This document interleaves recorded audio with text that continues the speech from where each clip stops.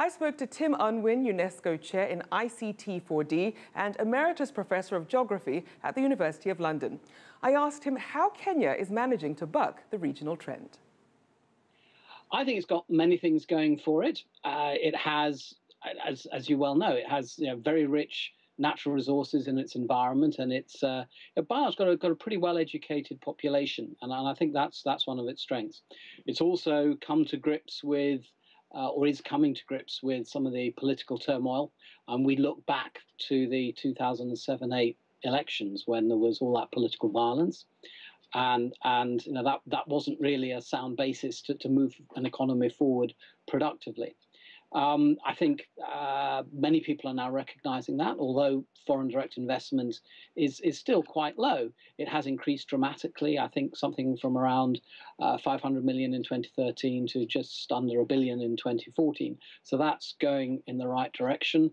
And in the World Bank's Ease of Doing Business ranking, I think it ranks about 108th, which actually is surprising. People, I don't think, realize this, but that puts it on a par with countries like Sri Lanka and Indonesia.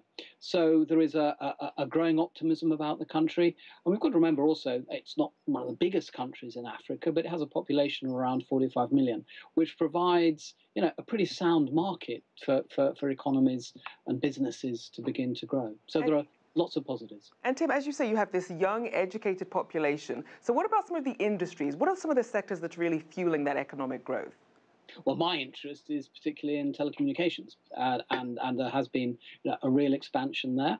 I think tourism has always been a strong part of the economy, but that's been damaged a little bit by some of the tensions, and particularly on the coast.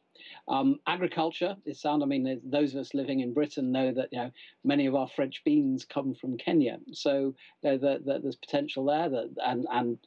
I think many people see all Africa as poor, and it's immense diversity, and Kenya in particular has got some really fantastic agricultural land which has potential to grow. And what about some of the things that could be potentially keeping Kenya from its full potential? Are there any really stumbling blocks for Kenya that's stopping it from really reaching its full growth?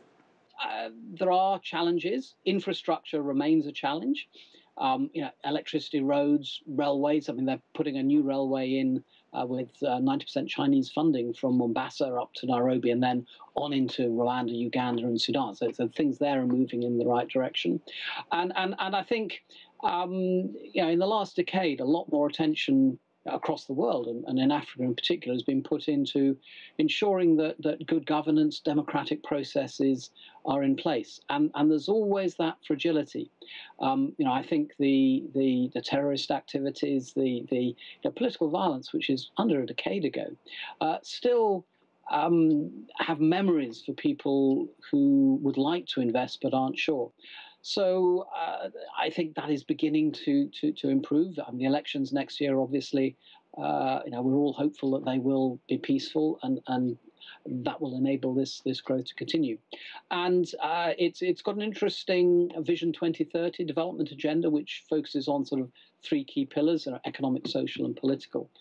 So it does have a medium-term strategy in place to try and counter some of these challenges. And Tim, we do see obviously the theme of politics that keeps coming up. Obviously, there was post-election violence after the last elections that did scare some investors off. And President Kenyatta did warn about politics disrupting business when it comes to Kenya's ability to grow.